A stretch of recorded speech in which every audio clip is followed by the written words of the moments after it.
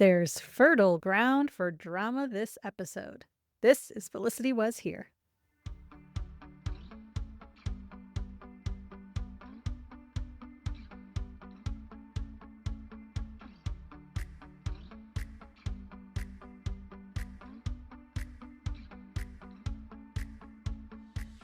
Welcome back to Felicity Was Here. I'm Heather. I'm Melissa. And I'm Dr. Joe. And today we're discussing Felicity Season 3, Episode 8, A Good Egg. Please like and subscribe wherever you're listening. Give us a review. And if you want to support the pod further, head over to buymeacoffee.com/FelicityWasHere. Special shout out to listener Casey this week. Thank you so much for the support. Thank you, Casey. You a real very one. Exciting. You can't see, but I've got a really big smile on my face. Yes. And we've got big coffees next to us now. How's it going? It's going well. It's almost summer. It is almost summer. I think it is going to be 80s here this week already, but yeah, it's good stuff. Can't wait to go to the pool. I think I'm going to, go to the pool Memorial Day weekend. So, and I realized that I lied last week. I actually do dance alone in my apartment. I realized I was doing it to getting ready. Oh, good for I was you. dancing to music, and I'm like, oh, shoot, I lied. I do dance. Look at you. Well, I love that for you. I wasn't as enthusiastic as Felicity was, but, feeling myself. Good. Absolutely.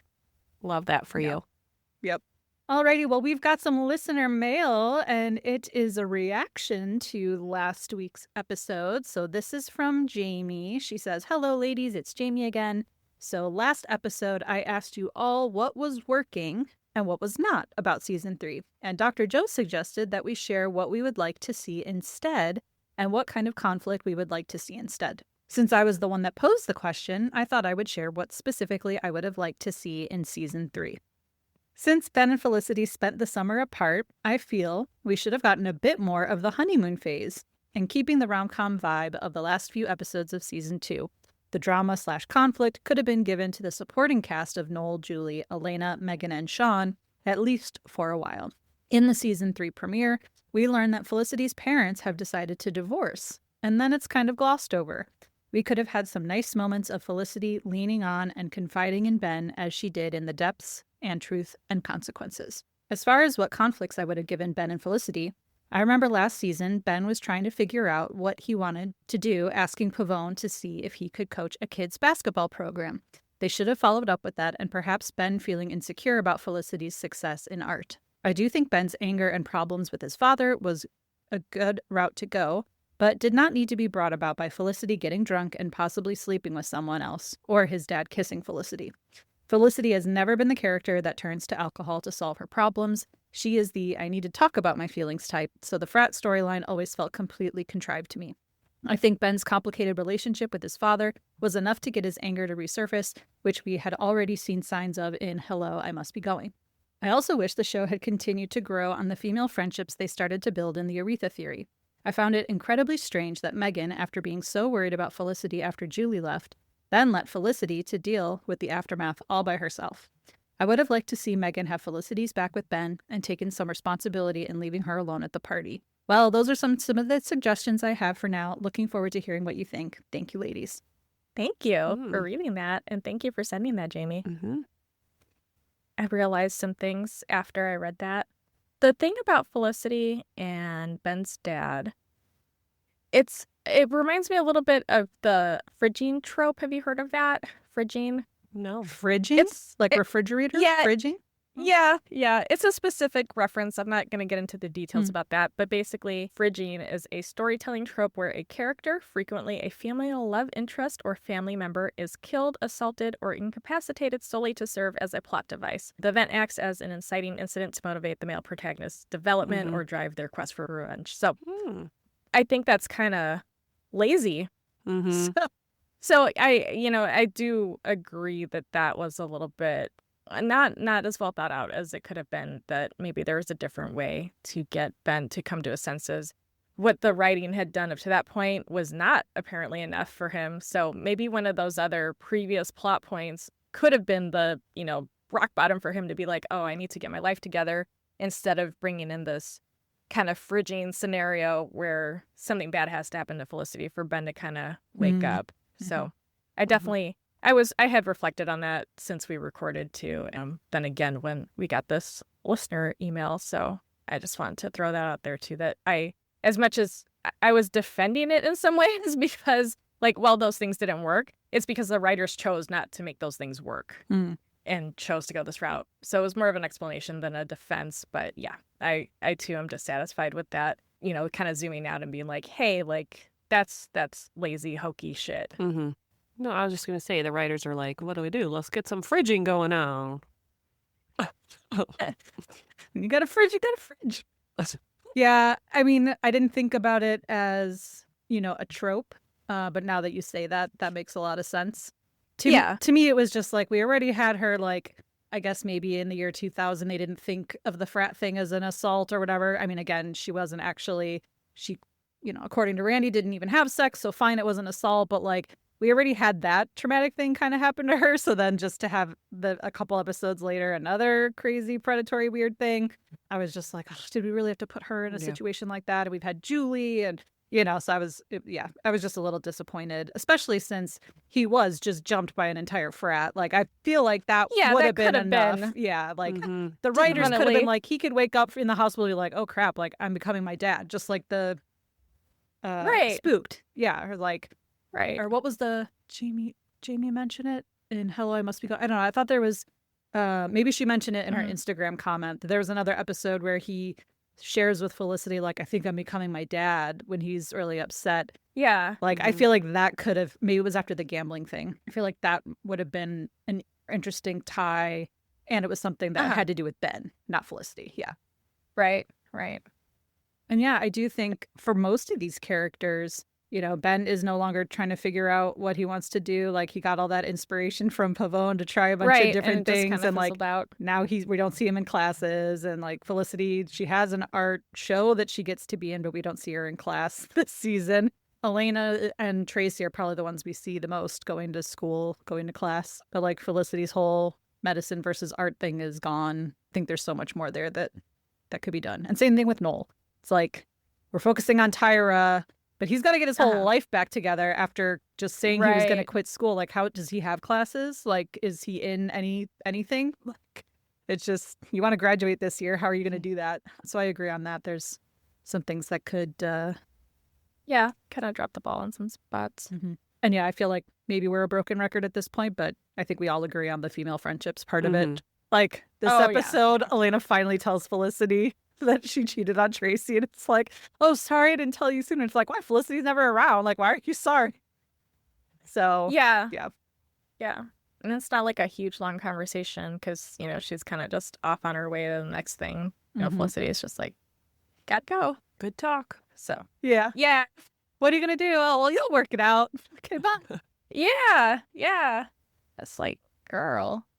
All right. Well, thank you so much, Jamie. We love hearing your thoughts as always, and anyone else too who has thoughts on what could go different about this season, what they like, what they don't like.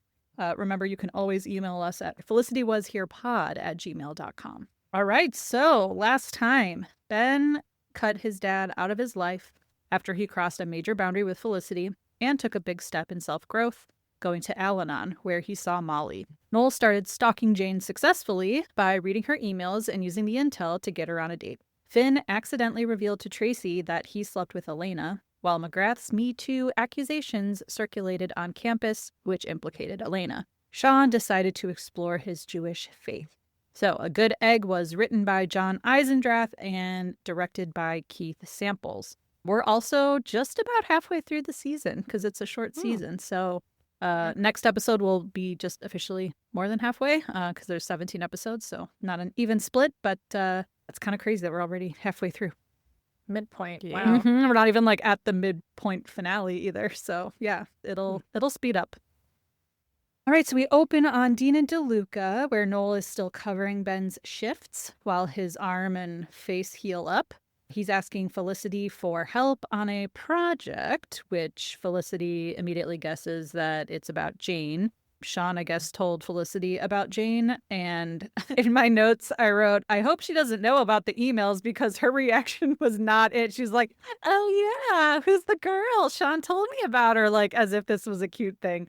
And I think we find out No. later she, did not know yet. Yeah. So I'm glad because when I was watching it, I was like, this is way too casual. yeah, like this better not be like her knowing. Yeah. Gotten her emails. So yeah, he's trying to get some art advice so that he can talk about Coons, I guess, to Jane later. Javier then arrives carrying his baby nephew Isaiah and parks the baby with Noel while he pulls Felicity aside to chat. So Javier, given Isaiah has baby fever, which he said is like a blowtorch, a maternal flame turned into a blowtorch, and he and Samuel want to become parents. And then he asks Felicity ever consider having a baby with him? Be the mother of his child. And then we get the opening song. It was a good cut. I liked it. It was, suspenseful. But then we pick up at the loft where Ben tells Felicity a little bit about his first Al-Anon meeting. He said most of them are students. And he does take the anonymous part very seriously and says nothing about Molly being there, doesn't talk about anyone else's stories because it's all supposed to be anonymous. So they are both glad he went, even though he didn't talk for the first meeting. So then Felicity drops the Javier's ask on him. Javier wants her to be an egg donor. So she says, though, she's not going to do it. I guess Samuel's aunt was going to be the surrogate, but for the egg, Javier wants Felicity. I guess ordering through a catalog just felt really impersonal to him. He wants to know the person that the baby's coming from. So before we get into Felicity's reaction here, what's yours? Again, as I'm older now, my reaction is probably a lot different from when I was in middle school watching this. But is this a reasonable thing to ask a 20-year-old college student? Javier's very endearing, so I know it's like we don't think poorly of him, but like, is this a reasonable thing? Nah, it's crazy. But I feel like this like trope has been done in other shows. I just can't remember which ones. Can you guys help me with this? Or maybe can help you because I can't. The whole either not necessarily even just two gay guys, but like asking Just a friend. donate, yes. Yeah. I mean, all I can think of is Phoebe having her brother's Yeah, baby. I was gonna Okay. say She was a friends. surrogate, Mm-hmm. but it was a surrogate, not like donating the egg. Oh, yeah. I don't think. Okay. So that's a little bit different because it's like you're just providing the Yes, housing, right. Not the DNA part. Yeah, if it had Just- been that it's other way kinda around, serious. I would have been like, okay, she just has to carry this baby, whatever. But it's actually Yeah, that going would to have. be I know when they were like, biologically "Oh, hers. Samuel's aunt." I'm like, is she 80? Like, is it? She said 49. But like, He said Samuel. 49 years old. I'm like, that's old as hell. Yeah, I don't. Yeah. I To don't have know. like be a surrogate. Like, I'm sorry, geriatric pregnancies. Like, Mhm. but that sounds like risky. Like, not old as hell. for this 35 earth is a that you know. geriatric pregnancy. had it So right, yeah, this right. Mhm. And like that's like a high. I would imagine that automatically jumps it High into high risk. risk pregnancy Mhm. territory. Yes, Like what? I laughed. Also, like, how is Samuel's aunt not older? That happens. That happens. I Samuel guess. himself Could be, like, looks Half like he's siblings. 60. Like Exactly. my husband's aunt is only like a few years older than him. That's true. Um, I guess. Yeah, different generations. like it just depends Mhm. on like birth order stuff and like gaps in sibling years. Yeah, It can happen. that's true. But yeah, it would make more sense for Felicity to be the surrogate because she's only 20. Which would be insane Mhm. too. Oh, that would still be a But, crazy like, ask. still But that would crazy, make more but- sense. Yes. Yeah. That'd be like a lower tier of Mhm. crazy. But it's not a 20-year-old deciding like if she's going to have a biological child running around for the rest. Yeah. I think it's interesting. I was really, really bumping against the language that was used. Like, he's not looking for a mother in the catalog. He's looking for an egg donor. And I don't like how they kept referencing it as if, like, you're going to raise, like, co-parent the kid the way, I don't know. That just, like, really bothered me. Like, oh, like, do you want to be the mother of my child? It's like, literally, no. Like, that's not what's going to happen. Mhm. I mean, biological just- mother, though, yes, which I think was like Ben's point later. Like with Julie, like, yeah, Julie had two parents who raised her. She loved them, but like eventually she still wanted to know where she came from, type of thing. So, yeah, I mean, she's not going to be raising the kid. And she even said she has to sign away all her rights to the Mhm. child. But I think because she's going to be in the kid's life, that does complicate things. I don't know. I don't know, she could be Auntie Felicity. Like, I don't think they need to make it like crazy. Like, they could be like, yes, she donated the egg, but this is your auntie or whatever. Yeah.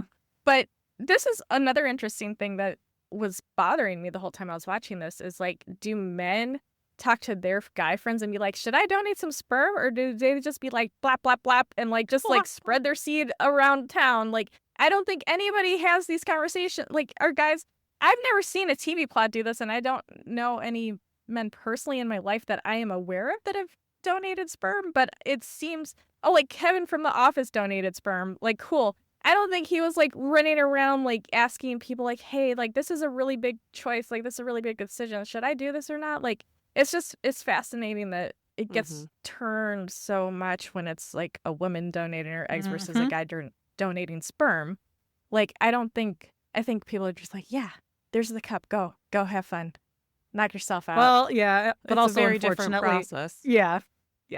Unfortunately for if you have a uterus, I mean, eggs are few and far between and precious, and sperm. and you have to inject yourself. You have to go through Yeah, yeah. procedures. It's not just. Yeah, it's not that's a fun true. time. That's true. It's not a 10 minutes in a room. It's like, with a go cup. watch porn. Yeah. Yeah.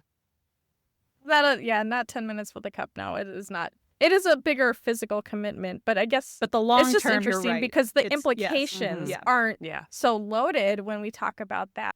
So that's just fascinating to me. And that's why you hear these stories of like 23andMe where people find out they have like 125 siblings because their father was a sperm donor, like a lot. Yeah. Yeah. So yeah, you're right. We don't hear about men. Yeah.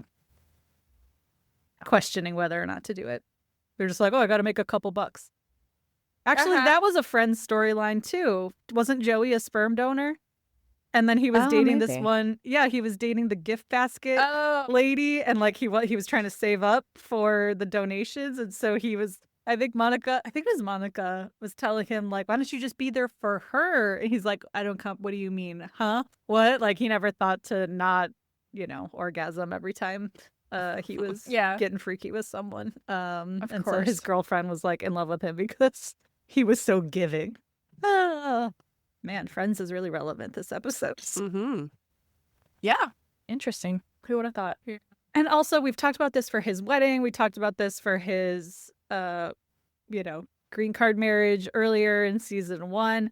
Like, literally, a 20-year-old college student employee is the closest person to you in your life that you can ask about this.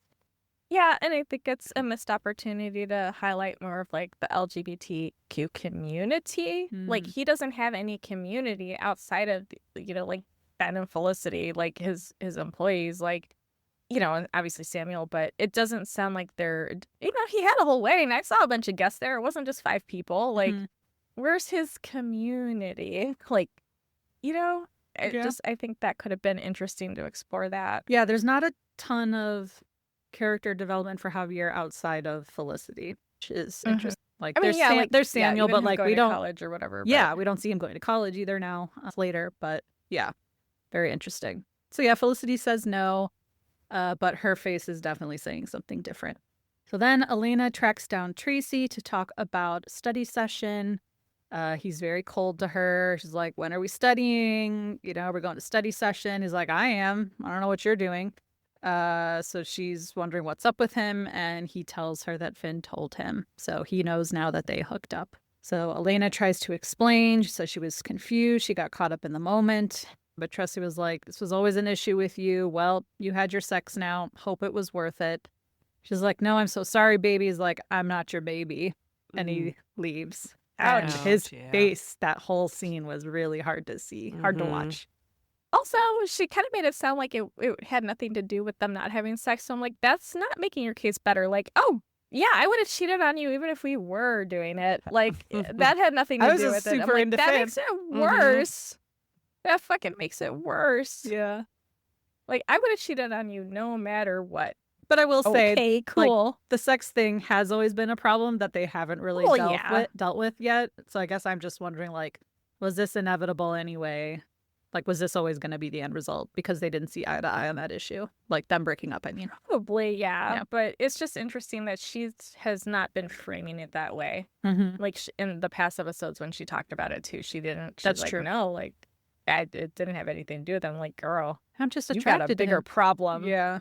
Yeah, there's a bigger problem then. Speaking of problems, Noel and Jane are out again.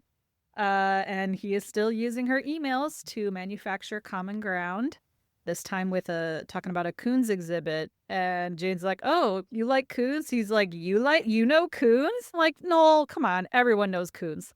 Like, we've all seen the balloon animal Balloon statue dog. thing. Yeah, like everyone knows coons. I mean, I Googled it. I wouldn't, I mean, But once I you don't saw know. it, you were like, "Yeah, I know coons." Yeah, but I wouldn't have known the name. Oh, okay. I'm like, oh, that's a coons. Like, I'm just gutter trash, I guess. I'm a Philistine. To be honest, I was like, didn't he do the cigarette sculpture in Clueless? And I had to look it up, and that was Claes Oldenburg. So that was not Coons, but I still knew that he was like a pop art sculpture-y type guy. Well, la-dee-da. Jane is slightly suspicious again of Noel. She's like, "How did this happen? You came out of nowhere. You just happen to like everything that I like." He moves to kiss her, but she gives him the old turn of head. Admits that she's been thinking about someone else, an old friend that she's been reconsidering. And she doesn't want to mislead Noel if something might happen there with her friend. So Noel's a little disappointed that his scheme might not work. So then Felicity watches a baby powder commercial on the TV, and Ben comes into the room. And now that just changes her whole perspective, seeing penguins and baby lion cubs, I guess. So she tells Ben that she's actually reconsidering the egg donation now. Ben has reservations. Felicity has been known to act impulsively, so has she really thought this through? We know she has not. Yeah, she is impulsive. And at 20, I also don't think I would have known like the whole process of egg donation and what you would have. I would be like, "Oh yeah, you just go in there and grab one," but like, no, it's not like that. You're basically like go do the process of IVF without actually getting it then, an embryo implanted. So you're doing all the injections and all that. It sounds awful. Like I haven't even gone through it to freeze my own eggs. Like that's how intense it is. So yeah, I don't know if I'd be open to doing it for someone else. I know, I absolutely would not. No, I'm so like averse to any like medical procedure stuff, like anything. Like if it's not like life threatening and absolutely unnecessary, I'm not. No, I can't. I can't get down like that. All right, you guys want to hear the list of 90s, 2000 TV shows that Yes. kind of use not this exact plotline, but similar? Yes. Okay, Please. Will and Grace, they discussed it. Friends, we already said. Queer as Folk, The New Normal, The Next Best Thing with Madonna and Rupert Everett. Oh. Modern Family. Yeah, those are the main ones. Wow. To discuss that idea. I feel like there's something in the back of my mind. I think it's also Friends, where Monica's looking for a sperm donor very early on, where she's like, "Oh, I want a baby." I think maybe when Ross has first kid with, I think then Monica's like, "I want a baby," and I think doesn't she start looking through sperm donors? Or is there Sex in the City? I don't know. There's something where they're like looking through the brochures of all the sperm donors. I feel like that's something Charlotte would have done in Sex and the City, probably. Yeah. Maybe I'll Google that one too. I don't think I have a 90210 reference no. for this. Really? That's kind of shocking. I'm gonna look now just to make sure. Okay. So then we go back to Dean and DeLuca, where Javier tells Felicity that his brother got into it with him about raising a child with two fathers. So he starts sharing a little bit more about how challenging that will be. And yeah, they're not speaking now, Javier and his brother. Felicity, maybe partly because of the pushback that Javier's brother gave, announces that she's ready to move forward with being an egg donor. So Javier thanks her profusely for giving him and Samuel a family. Do you think it's really interesting that the show is like quietly doing something here about what it meant to be a same-sex couple wanting children in the year 2000? We were reminded by a listener during the episode or right after the episode with Javier's citizenship. I questioned, I'm like, well, he's married to Samuel. Like, wouldn't that speed up the process a little bit? Being married to someone that's a United States citizen. And yeah, our listener reminded us that like same-sex marriage wasn't even federally recognized yet in the year 2000. And it's like, gosh, it's It's just crazy. Like, it feels like yesterday, but also it feels like so long ago that it's always been this way and it hasn't.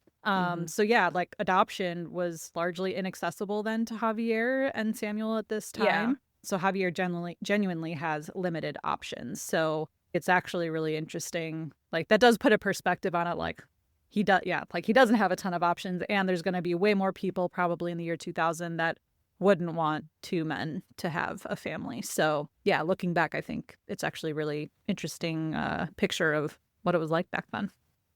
And I did find a 90210 reference. Oh, good. From season 10. Oh, I know. You're so excited. Season 10, episode 10, Fertile Ground. Fertile ground. Fertile ground. Yeah. These are some good episode titles. A good egg, fertile ground. Those are some good titles. I love a pun. It set up a good conflict too. The guy's older brother was sterile and wanted the guy to donate the sperm so they could have a child. And the fiance was Kelly Taylor and was like, like, no. So that caused some conflict. Kelly had a boyfriend that was The boyfriend was the the fiance. Oh my gosh, I cannot believe a little bit more keep sense. needing to tell you this. Every time I drive to my sister's house, I go on this one highway, freeway, tollway, whatever you call it here in LA, that has the Adopt a Highway sign on it. And every time I pass it, I'm like, I'm driving, so I can't text you. So that I always forget once I get to her house to tell you. The Adopt a Highway is adopted by Jenny Garth. Just FYI. I drive on her highway. Just thought I'd tell you. Nice. Now that you mentioned, because that's Kelly, right? On the show? Yeah. Okay. So does that mean she's out there like picking up trash? Or she hires the people once who a year? do. I don't Oh, know. okay. It's a weird highway to I adopt. gotta Google that. Because it's like in the mountains. How do you adopt a highway? And so there's like the rail, like if you were to crash through the rail, you'd go deep down like a mountain. Ugh. And then there's like mountains up this way, hills and stuff. So like there's not much to clean up. It's not like there's wide, flat cornfields or anything. So yeah, unless there's a different Jenny Garth out there, but we're in LA, so I'm assuming it's the Jenny Garth. So yeah, next time maybe if someone else is driving and I'm in the car, I'll try to take a picture of it for you. Sounds But good. shout out to Jenny Garth. Thanks for keeping our highways clean. So then we go to Felicity's apartment where she's on the phone with her mom trying to explain the situation with Javier. Her mom, of course, thinks she's crazy. She's telling her, yeah, I thought it through. Yes, I trust him. Molly interrupts and says that she's on her way out to, quote unquote, see a movie. And Felicity, just as an aside while she's still on the phone, tells Molly, like, oh, you know, my mom thinks I'm crazy. And Molly thinks it's a beautiful thing to do. And then she leaves. Do we think Molly's going to a meeting or do we think she's going to see James? She's going to get high. Okay. Yeah. Like, she's not going to the movies.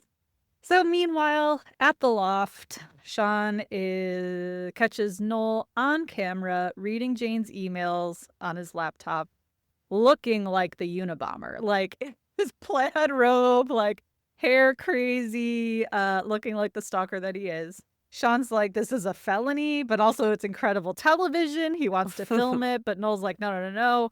But I've got a bigger problem. Someone named Tricky keeps coming up in Jane's emails. Tricky is a summer camp friend who wants more with Jane. And so now Noel has to compete with this Tricky guy. But then something happens with the computer. The email's gone, but he needs the address of the retirement home that Jane mentioned where she volunteers. Sean accidentally filmed it in the background of a shot. So, Noel's like, I'm going to go volunteer there too. So I need to see the footage. Like, I got to go see what this retirement home name is. Sean is also, randomly, I was surprised, speaking the most sense here. Like, he was the right amount of outraged. He's like, this is sick. You have a problem. And Noel pretends to agree. He's like, yeah, you're right. I can't believe I'm doing this. And then he tries to grab the camera from Sean. Terrible. So yeah, kind of crazy that like Sean is the only person to react appropriately here. But again, I learned later that, Felicity didn't know about the emails. So then she does say the right thing later. But yeah, I feel like a lot of people are underreacting about Noel. But yeah, I was proud of Sean. Yeah. What Being a like, day. This is sick. You have I mean, he juice. did seem disturbed, but Yeah. not too disturbed to turn off the camera and Well, have a yeah. real heart to heart. You don't turn the cameras off. They're always running. So then Noel does go to the retirement home. He arrives before Jane and is already sitting down playing chess with a resident named Howie when Jane arrives. She finds him mid-game, laughing with Howie. She's like, this is weird. How can this keep happening? I was like, yeah, you're following me. Crazy, right? Jane, run. What? Like, Mhm. how is she not running? What a dum-dum. She probably never watches Lifetime movies. She doesn't know. Stalkers. Which is funny because I feel like America's Next Top Model was always on Lifetime. Like, weren't the reruns? I feel like the reruns were always on Lifetime. But yeah, I don't know. I would just feel like someone that looks like her would always have creepy dudes around and would have to be on high alert even more. Like, I wouldn't think someone's stalking me, but like a supermodel, I mean. Yeah. Yeah. Like, I'd be like the ego to be like, you're stalking me. Yeah. It's so funny. I would be like, oh, they think Why are I'm you so stalking obsessed with them?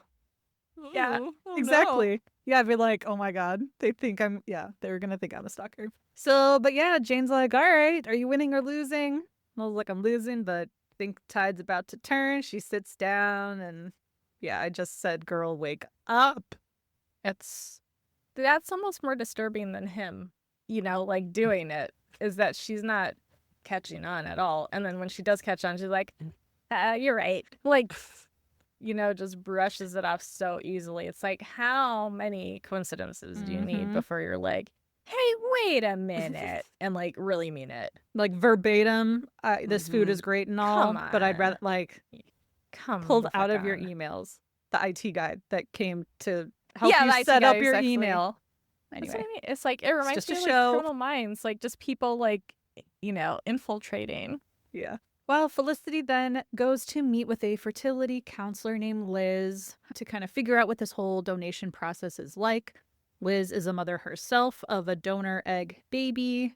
And so Felicity, wants to know, what does all of this actually involve? So Liz tells her all about it, about the hormone injections, the blood tests, the what sounds like menopause and perimenopause to me, like moodiness, hot flashes, like you're going to be going through it as a 20-year-old. There's a vaginal that shit sounded rough. ultrasound. Yeah. Like you're going to go through some so much worse than a cup in a room. Yeah, definitely. So it's a real medical commitment here. And then we can see on Felicity's face that reality is starting to set in. It's not going to be that easy. Then back at the apartment, Felicity tells Elena about the fertility meeting. She has to sign a contract where she gives up all rights to the child, monetary, raising it, everything. Elena bluntly says, don't do it if it's going to be too much for you. But Felicity's still open to it. But Elena's there on the couch looking down. She is writing a letter to Tracy since he won't take her calls. So Felicity finally asks what's going on in Elena's life. And Elena tells Felicity that she slept with Finn and that Tracy knows. Felicity is shocked, but of course, just asks her a couple of questions like, oh, what happened? It's not a really deep conversation, which is unfortunate because to Jamie's point, would love to see some more female friendship bonding here. It was a very short scene. But Elena Criminally short. Yeah. But Elena does ask Felicity that asks her if Ben would have forgiven Felicity if she had actually slept with Randy. Felicity doesn't really answer the question, but she does say to Elena, like, you don't know what's going to happen. You might work this out. And that was it. Kind of disappointing. If it had been me, I'd been like, all right, I'm getting some snacks, some wine. We're going to stay in tonight and talk about this. Some Ben and Jerry. Yeah. Like Ben and Jerry's is a must. We can each talk about our problems all night long. Mm-hmm. Watch When Harry Met Sally. Just when her mom comes and cry. Do something. So then at the next Al-Anon meeting, Ben decides to share this time. He speaks for the first time. Molly is there in the group. I was about to say the audience, but in the group. He says he's not that good at this, but his dad is an alcoholic. And then he says, I quote, I hate my dad. That's all. And the leader says, that's enough. Thank you. And I really liked that. That was very touching. Yeah. Yeah. Like, didn't have to go further than he wanted. I really liked that. Yeah. Yeah, that's good stuff. I was happy when I saw that too. And then Molly goes next. Oh, fucking Molly. Here we She's fucking go. She's been talking at these meetings about her boyfriend, James, alcohol and drug use. She talks about her wanting to leave, that the group is right. She's got to do it to protect herself. But he's really been struggling and she doesn't want to leave him just yet. She says he's using all the time, alcohol and drugs, and he's a bad influence on her too. She says it out loud for what seems like the first time. She thinks she's addicted to an addict. So, Dr. Joe, this is a very real thing and a well-documented pattern, yes? Yeah, like the more formal term that people would be more familiar with would be codependency. Probably, it sounds like, based on the way she describes it. I guess I should say more, yeah. Here you go. Codependency is an imbalanced, one-sided relationship dynamic where one person, the giver, sacrifices their own well-being to meet the needs of another, the taker. It frequently involves caretaking, enabling unhealthy behaviors, and an inability to set healthy boundaries. So extreme self-sacrifice, enabling behaviors, people-pleasing, low self-esteem, and controlling tendencies are also involved.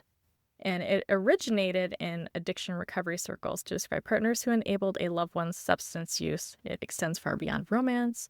Codependency is a learned behavior that can affect anyone, spouses, family members, friends, or coworkers, and is frequently rooted in childhood trauma or growing up in a dysfunctional household. There you go. I always wondered, since she said she's been going to these meetings for a month, it sounds like she's been with James for a while. So my question's always been like, did she move to New York for him? How long has she known him? Because, you know, she's an exchange student. She's from Britain. Like, was he in the UK with her for a while and then they both moved to New York? I don't know. The timeline always just was a little fuzzy here. Like, it seemed like they've been dating for such a long time and she's only been here a couple weeks. So that was always a little fuzzy for me. With good questions, it would be helpful to know. I mean, I would like some more justification for his existence. I also think it's interesting because Sean and Megan had zero plot line. Like, they were the A, as Ryan said a couple episodes ago, like they had the A storyline in One Ball, Two Strikes, and now they had nothing. And I'm like, did we need Molly and James? Like, couldn't we just focus on the core set we already had? Like, now there's so much going on that Sean and Megan didn't get a storyline. So I remember when Julie left, when Amy Jo Johnson left, you know, JJ made the excuse like, oh, well, you just, you know, didn't have enough time to cover all the characters. It's like, but then you still brought in a new person and then we don't have main storylines for everyone. So yeah, I also question Molly and James's existence. Well, maybe they needed, wasn't speaking ahead, but like the gun situation, all that to happen, they needed someone who wasn't part of the inner circle to create if they had that decided drama. that that's what needed to happen. Yeah. But it's also New York. Like, someone could just come in and it's the United States. Happens every day. Yeah. At schools. Yeah. Or like, you know, if they're having a party, like just like some wacky classmate, like a friend of a friend or something. Like, it could have been a rando. It didn't need to be. Yeah. This whole fucking thing. Oh my God. Oh, nobody loves drama more than me. I mean, I promise. I know. I was that's why I love 90210 so much. But I know, my fucking God. Last week when you said you love Soapy, I was like, well, you're gonna love. I fucking hate it. I haven't seen these episodes in a while. Yeah. Coincidentally, for those of you who have Samsung TV, this batch of episodes was actively playing today, so that was pretty funny. Oh, like live? Yeah. You can't on demand it. I did look. It can't be on demanded, but there is a Felicity channel, a whole channel that can just play 24/7. Felicity. Yeah, I think Roku TV has a channel. I forgot what it's called, but same thing. It's just playing a episode. You don't get to choose. I think the list was on. Yeah, we usually have Bob Ross playing all day, but for whatever reason, my husband's been putting it. Like, what? Because it's a freaking good show. It's just really random. Like, what's going on? Okay, so then Noel walks Jane home after the retirement home, and she again kind of apologizes for freaking out before, even though she's under freaking out. So they're still talking, still full of supposedly shared interests, and Noel wonders out loud to Jane, what would it be like if they didn't have all this in common, though? So he wants to have dinner with her later, but she already admits She admits that she already had plans tonight. Noel says, yeah, I know, but she's like, what do you mean you know? I didn't tell you I had plans. It's like, well, I mean, you're a supermodel, so of course you have plans. That's all. And she, I guess, wasn't horrified enough to just go inside. So she cancels her plans and says yes to going out again with Noel. I know. I mean, of course you have plans. It's quick on his feet. Boy. So after his meeting, Ben goes to Felicity's. He seems pretty activated and tells her that he was at the meeting and thinking more about the egg situation, and he really doesn't want her to do it. It's like, there's going to be this kid out there that's biologically yours. What if Javier and Samuel raise this kid in ways that you disagree with? What if the child comes looking for her someday like Julie did with her birth mom? Felicity's like, look, I get it from your point of view, but, I just really want to do this for my friends. And Ben freaks out. He's like, you're always doing this. You're always putting other people's needs ahead of your own. Felicity says, why are you getting so upset? He says he just really doesn't want her to do this. So, do we think his outburst is from seeing Molly still not being strong enough to say no to James, this person that's like hurting her in life? Is he still processing his dad taking advantage of Felicity and like her, again, not putting her needs ahead of protecting herself with his dad? Just that like he hates his own dad and doesn't want her kid to hate her for any reason? Like, where do we think this is coming from? Like, how is he connecting the meeting and Felicity's issue? I think he's stressed. I think it's like, like some fight or flight stuff. Like, I think it's a stress response, and it's, instead of presenting as a panic attack, it's presenting as this little irritability, anger outburst thing. But I'd be like, you need to check your fucking tone, dude. Like, I would, this is too much. Go back the fuck outside and try that again. Like, seriously. That's I great. have to watch that scene again. I don't remember him being that aggressive. Like, you need to use your inside voice before I put you outside. Like, get the fuck out of my face. Okay. Yeah, he like stood up tone. and was like, oh, yeah, you're always like doing too this. Much. And it's like, got whoa. It. Yeah. I was like, you ain't bitching when I'm doing that shit for you, motherfucker. Like, seriously? Yeah. Get the fuck out of my face. Like, there were no lamps thrown or hit. I don't know what you would call it. It was just too much. But yeah, like, it was need some ice. Like, go drink some water. Sirens. One sec. No, the sirens are there because I'm pissed. It's just that Felicity, New York ambiance. Mm-hmm. Yeah. That's like, you'd be hearing sirens. I'd be like, look, I'm going to turn us both into a motherfucking headline if you don't calm the fuck down right now. It's symbolism. Like, you need to seriously chill. In our own podcast. Yeah.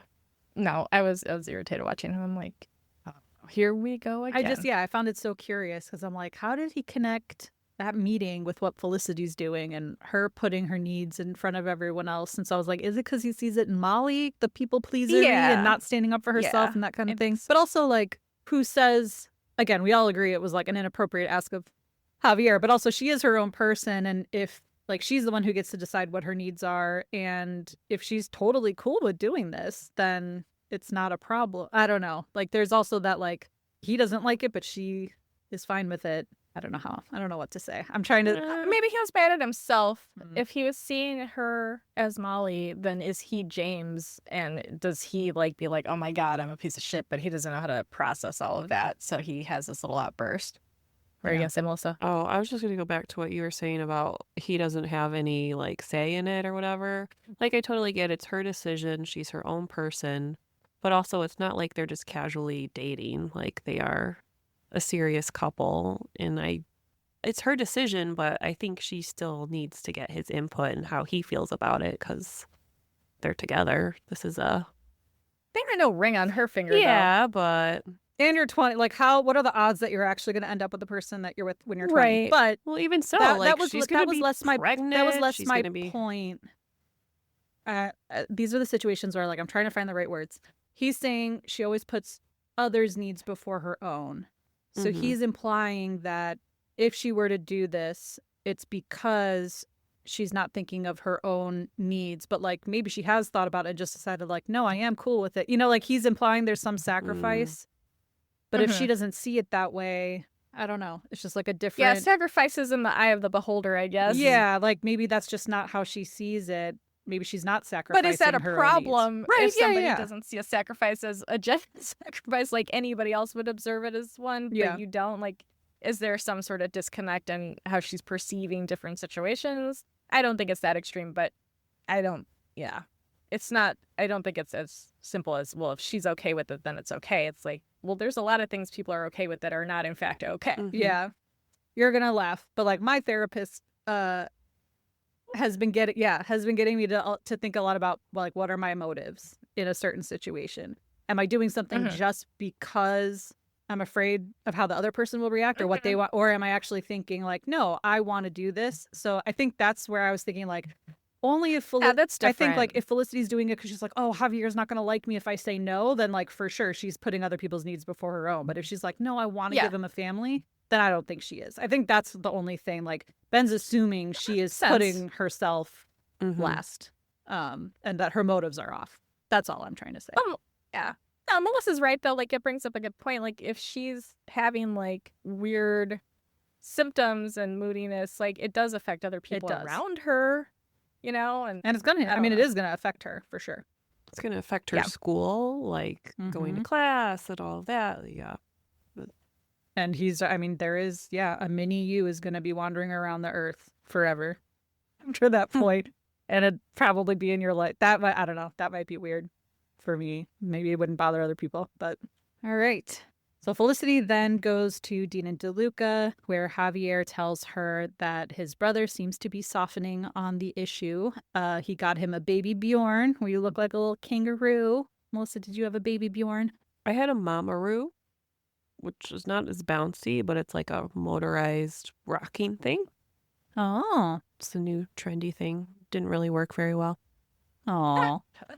Bummer. Well, Felicity, probably rattled by Ben's reaction to it all, does tell Javier that she's not sure she can go through with the donation after all. Javier is obviously disappointed, but says that they have a backup donor, a Smith College graduate who seemed okay. So yeah, I'm glad Javier didn't like really lay it on thick, but he also wasn't the most gracious. Like the Smith College thing was like, she seemed, it wasn't like, no, I get it. We have other options. But yeah, he was disappointed. Disappointment's a natural human response to being told no after somebody said yes, which she said yes way too soon. And if I was Javier, I would have been like, don't say yes right now. Like literally, like think about this for so many days because this is going to be a lifetime of implications. So like, don't say yes after a handful of hours. Like go sleep on it many nights. Talk to Liz, tell me yes. Watch her breastfeeding, hear about the injections. You should be okay with this. Yeah. Yeah, I would have been like, no, you need to... if somebody told me yes that fast, I'd be like, get out. Like, I wouldn't accept it. I'd be like, you're people-pleasing right now. Get out of my face. Like... You would. Yeah. Not everyone would. I would. I know. They'd be like, great, let's get started. Call an ambulance. We're going to the hospital right now. To get you juiced up. So Elena goes to the large group study session where Tracy already is with the whole group because Elena showed up late. Tracy is making some faces. She asks the group if they are working on circuits because the professor said there was going to be some stuff on circuits. Tracy's like, nah, we're doing mechanics.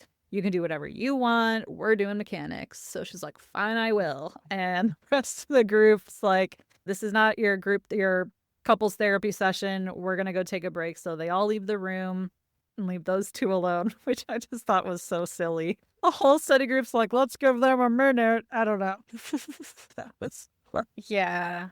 Especially like med student people, I'd be like, you two leave the fucking room. Yes. We're working. Yeah. I'd be like this isn't couples therapy. Like if they're so intense. Handle it after. Yeah.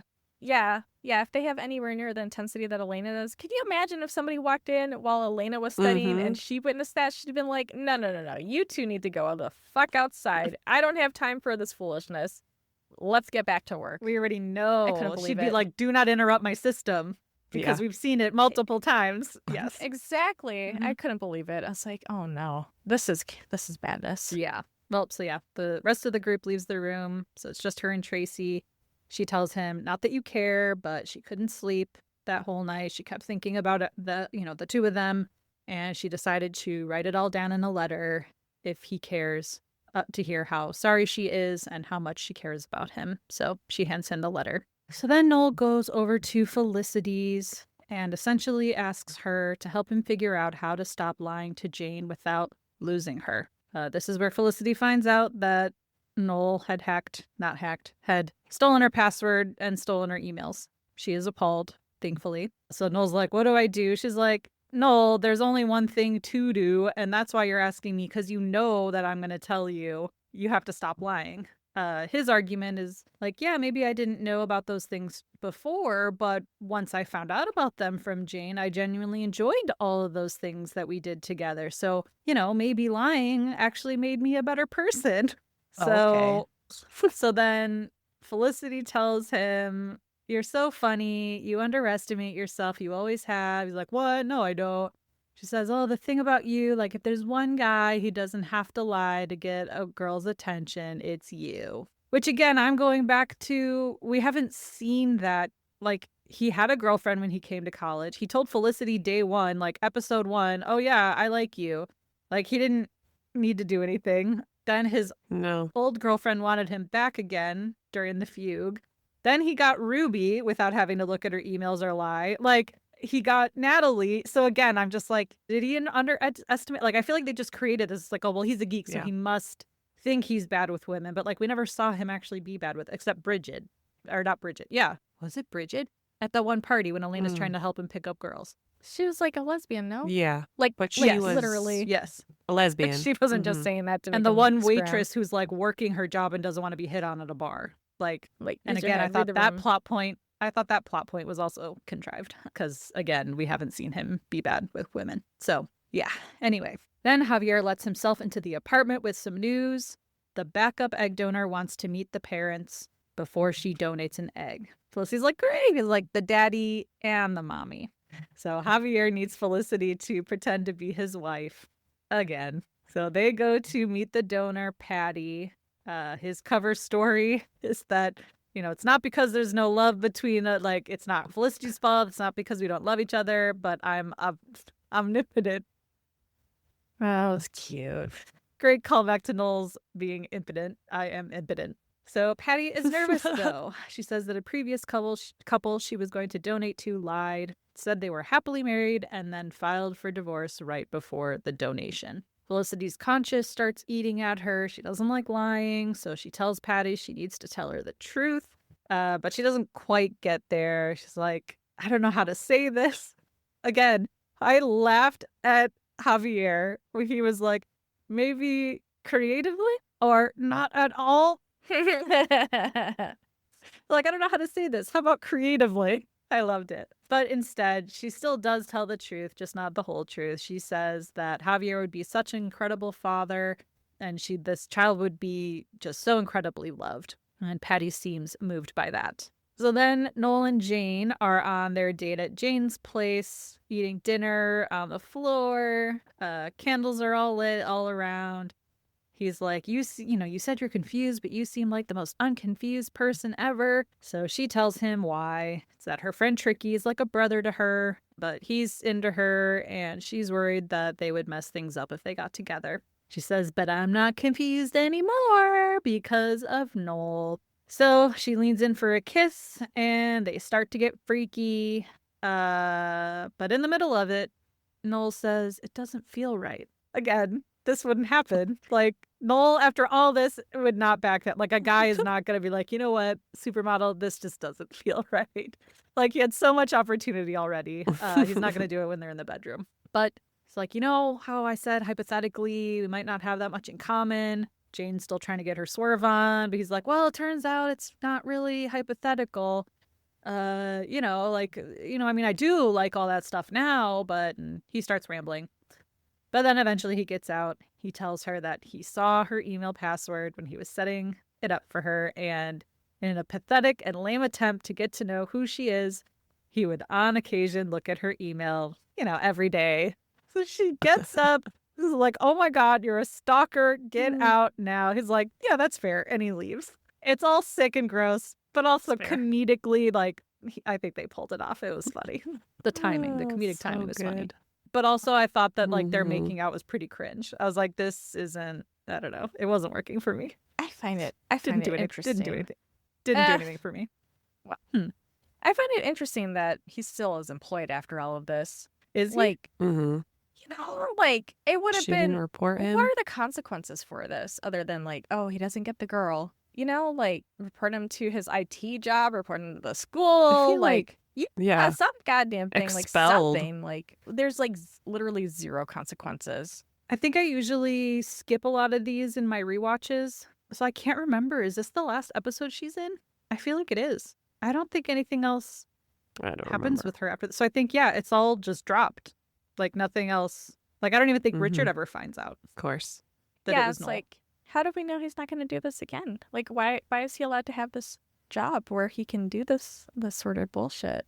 That's nuts. Yeah, it's creepy. So then at Felicity's, they are hosting a pretty premature baby shower for Javier and Samuel.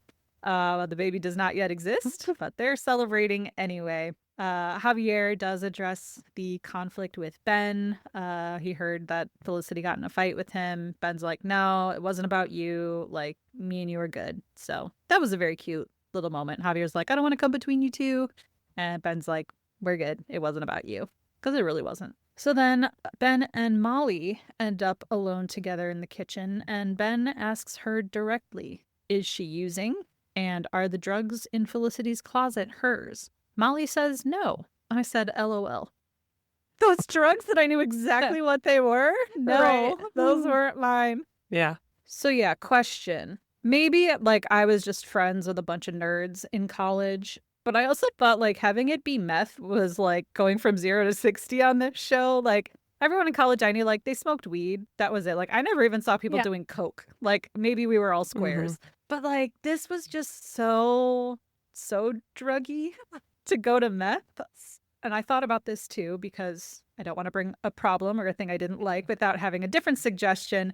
And I actually thought bringing in a Saved by the Bell, I'm so excited, I'm so scared storyline would make much more sense in college, where kids could be popping Adderall or doing things to try and stay up and study. That to me would make a lot more sense. Elena being the brain, maybe she gets really stressed out about a test and she's got to maintain her perfect score, perfect GPA. That would make more sense as a drug storyline to me than this. We've got meth in a closet. The new British exchange student might be using. So that's all. I think drug storyline could work, but I just thought this was let's go super far to meth. It wasn't as grounded of a choice in my opinion that they could. It's pretty hardcore. Yeah. Compared to Did you guys see people doing meth? Was there a lot of meth at parties in your schools? I didn't go to parties. Exactly. No. Yes, now when I was in college, that was years after I college. had been done with college. I did not. Yeah, I mean, you said you didn't even drink in college, so I did. I did not either. Yeah. So I thought that was pretty hardcore, but also I guess New York City, maybe things move a little faster there. That could be. Gotta ratchet up the stakes. And she's European. So. They have wine in their baby bottles in Europe. So, boy, it's that pub culture. So anyway, Molly said that no, those drugs in Felicity's closet weren't hers. Then tells Ben that she won't discuss her issues outside of the meetings. So I have not been to Al-Anon or AA, any kind of meeting like that. I do understand there's this code. Ben is honoring it. But Molly is living in Felicity's apartment. So where is the line between respecting someone's, recovery process and being in Al-Anon and then protecting the people around them? Do you get kicked out of Al-Anon if you end up sharing something that's anonymous? What? I just don't know how it works. Probably, I imagine. It's probably frowned upon, right? But are there actual rules? Or is it if someone is hurting themselves or hurting someone else, you have to say something like a therapist or a teacher? No. I can't even, if somebody was doing meth, I can't say anything. That's not a big enough of a deal, honestly. To break confidentiality. So literally somebody has to be I'm going to kill myself. I'm going to kill somebody else. A child is being abused. An elderly adult is being abused. That's it. Everything else, you could be actively being so just robbing homes. Harm. On Your Friends and Neighbors, a really great show with John Hamm. And I wouldn't be able to be hey, police, there's this robber person. As long as somebody's not specifically saying I'm going to kill somebody. And it's a named individual, kind of thing. Yeah, you just gotta sit on that shit. You just shut your fucking mouth. But then what about these group meetings? I don't know the what therapist. the standards are for that, but I want to say they would be ostracized by the group. Like, I don't think anybody would be okay with that. But my solution to this would be, if she's like, I'm not talking about this outside a group, I'd be like, all right. And then I'd bring it the fuck up in group and be like, hey, group, everybody. This bitch over here is living in my girlfriend's home and she's got drugs up in their space. What the fuck? Advise. But she said that in the group. She said, like, oh, he's a bad influence on me. And she kind of implies that like, she's got the drugs and everything. I don't know. I'd be like, hey, I am dating the person she lives with and I'm struggling with this. So can you all offer me some support too? And not just offer her the support. Like, I'm stressed out now. So what are we going to do to figure this out? And can we figure out a way, like, where we tell Felicity together, maybe? Or you just don't be having drugs in this house? Like, go do drugs in the alley like a decent human being and not in this fucking apartment? Like, keep it at James's house? Yeah. Yeah. Like, James, I don't know. I would just have I would just want some expectations to be made. Like, no, and like, it'd be like, you know what? Like, yeah, go do drugs all day, every day. I don't give a shit. Just don't do them under this roof where people I care about reside. But also, the drugs in the closet was not revealed at the meeting. So I feel like he still could do something about that. Like, he's not spilling a secret that was shared at the meeting. Like, he could just tell Felicity, like, I think these might be Molly's. I don't know. He can't say why he might think that. That would be kind of, yeah. Plant the seed. Like, you know, we thought a lot about Julie, but like, what Molly? What's the vibe that you get from her? Do you know if she's seeing anyone sketch? I mean, doing drugs in and of itself isn't enough to honestly, like, blow up somebody's life and, like, violate that anonymous thing. Like, somebody just straight up doing drugs, like, if they were bringing in lots of people, like drug dealers, and doing drug deals in the house and, like, doing drugs in the house, and, like, other people were doing drugs in the house, like her guests and stuff, like, then it'd be like, oh, well, we all know because I see you doing this in front of us. But if she's minding her own beeswax and she looks like not a meth head, then there isn't a really big reason to rat her out. That's fair. And, you know, my POV, our perspective is also like, we know what happens later, but like no one knows all that yet. So yeah, that's fair. She's not doing any harm to anyone else yet. Yeah, she really is not. She's literally only hurting herself at this point, and she has a right to do that privately. All right, so the rest of the baby shower is warm and joyful. People are toasting the fathers-to-be. But then Patty walks in to drop off some medical records just as she hears Javier call Samuel his husband. So she freaks out and leaves the apartment. Felicity runs after her, tries to smooth things over. Patty was coming around to the idea, but now she's not going to go through with the donation. So Felicity says that everything she said was true. She tries to make the case for why Javier and Samuel would actually be wonderful parents. But Patty's conservative upbringing wins. She says, I'm from a small town in Iowa. I go to church. That's not my idea of a family. It's like, well, then go live in Iowa. Like, you're in New York now. I don't know. The city. Yeah, like, okay. They're gay people in the city. Then go live in Iowa. Like, that's what you want. I don't. The land of zero gays. The fuck out of here, bitch. No. And I'd be like, bitch, I don't want your nasty ass fucking eggs in my life anyway. Get out. I would have kicked. Oh my God. I mean, at least a drink would have been thrown. Yeah. Right. So, yeah, another, I guess, good encapsulation of the year 2000, because this was probably, I mean, still is. People still say things like this and act this way. But yeah, she says that's not her idea of a family. Giving gingers a bad name everywhere. I don't claim her. So then go back to Elena after her test.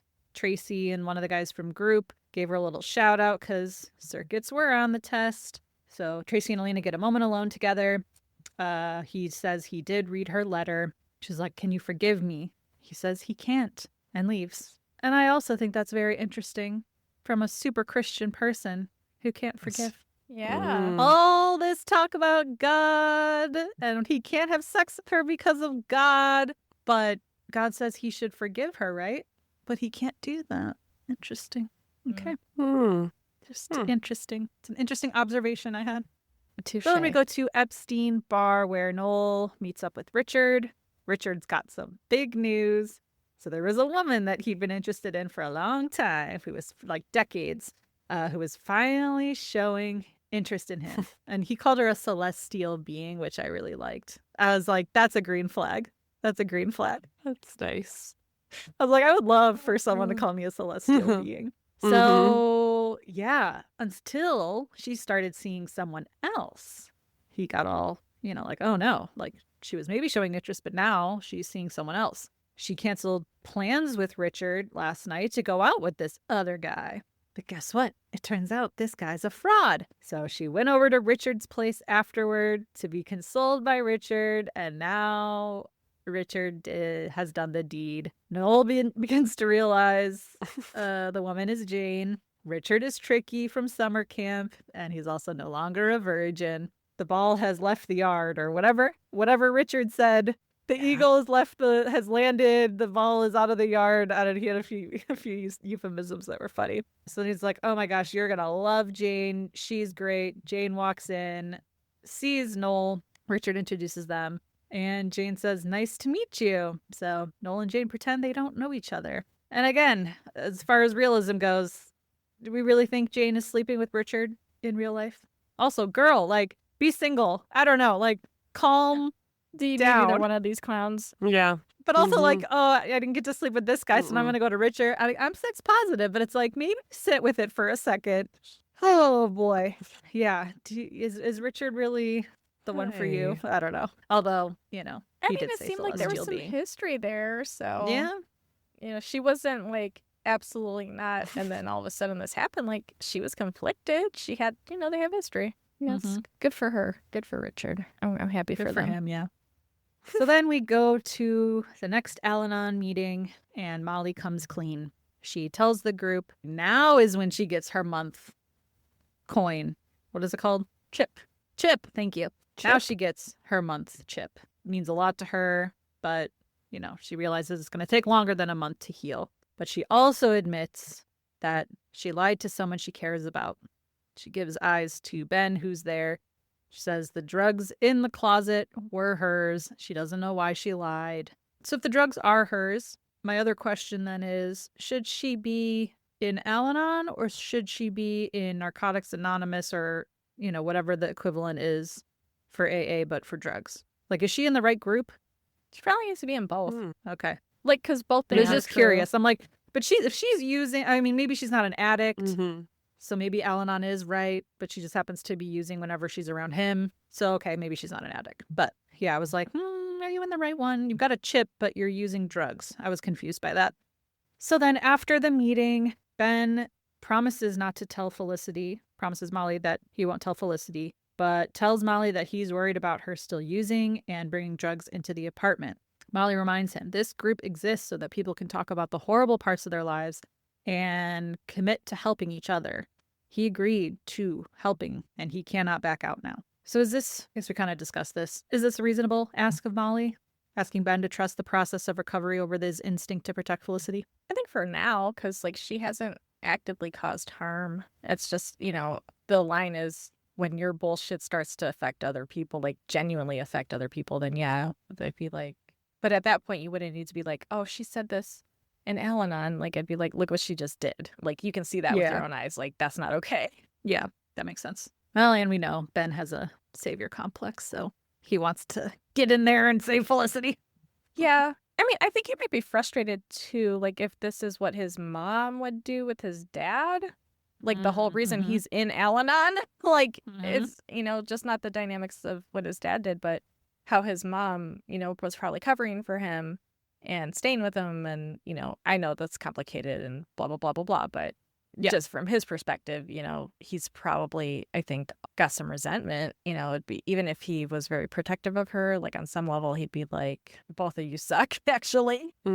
Yeah. Well, Ben goes home from the meeting where Felicity is, and Felicity tells Ben that meeting Patty made her want to help Javier and Samuel even more. And Ben gets to what he should have been saying from the jump instead of his other little outbursts, but he says he's been trying to understand why this whole egg idea bothers him so much, and he's figured it out.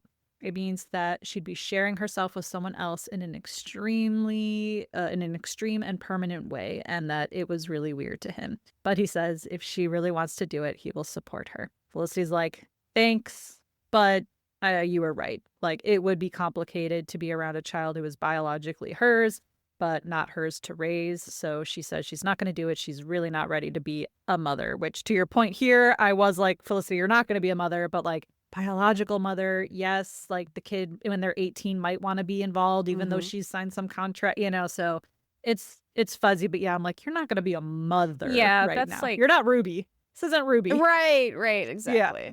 But Ben does reassure her that Javier and Samuel are going to have a baby.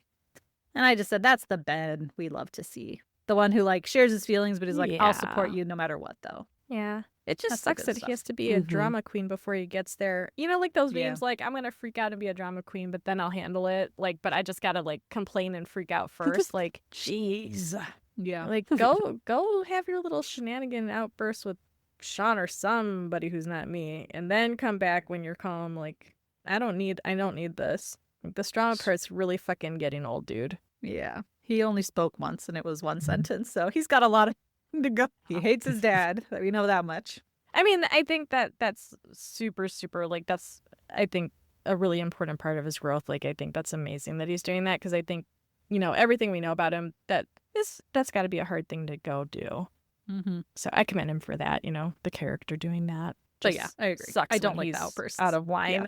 Yeah, when he's out of pocket like that. Like, bro, come on. We're so close. So we then get to the closing montage. I think we get back to the slow motion, a little bit of the slow motion season 1, season 2 Felicity that we love. Felicity brings Javier the little duck towel shower gift that she didn't have time to give him. Tracy rereads Elena's letter alone while Elena sits by the pink see-through clear phone that we all loved back in the day, the cordless. Oh, I want that back in my life.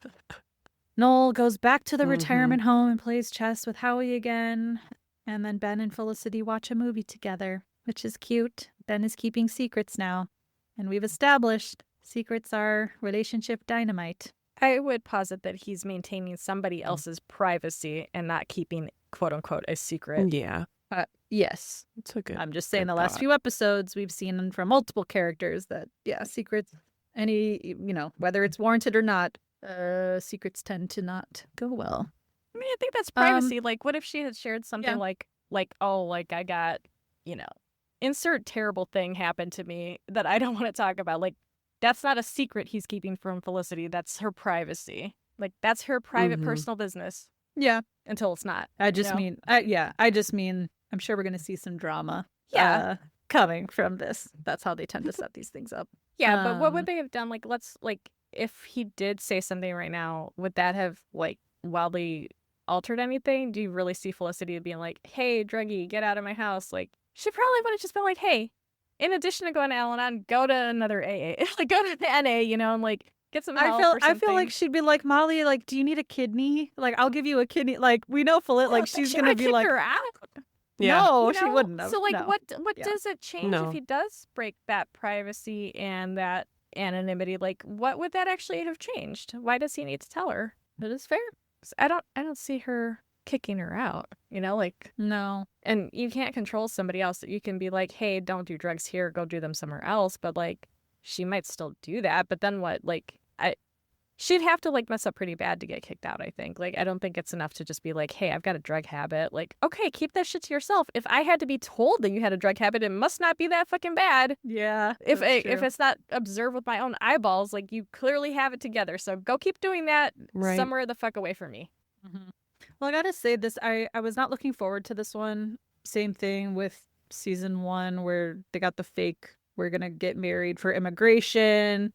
Like, any of these, or it's, like, kind of outlandish. But this one was actually better than I remembered. Like, looking at the cultural context, I'm like, okay, there was, I feel like, a point to this. It showed something bigger about what the culture was like at the time. I mean, yeah, like, I don't like the Noel storyline, but I don't know. This one, I feel like there was some more meat on the bones in this one. The Molly stuff didn't bother me yet. I'll just say that. I'm pre-bothered, I'll admit. Yeah, no, I know. The stuff that's later, I'm like, come on. But at this point, it isn't too outlandish yet. Just the piece that it's meth. but there were some funny moments. Oh, I'm just so happy for Richard. That's Richard wins the episode. In his 30 seconds he was in it. Yeah. Alrighty, well, any last final thoughts? I think I've said quite a bit already.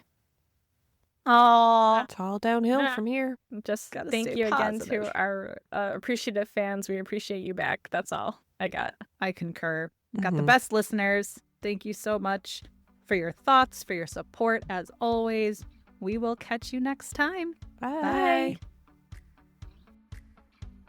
Felicity Was Here is produced, written, and edited by Heather, Melissa, and Dr. Joe. You can find us on Instagram and TikTok at Felicity Was Here Pod. If you're enjoying the pod, please leave us a review and help us spread the word. We appreciate you and would love to hear from Felicity superfans like us. So send us your feedback, ask us your burning questions, or just say hey at felicitywasherepod@gmail.com. We may even read your note in a future episode.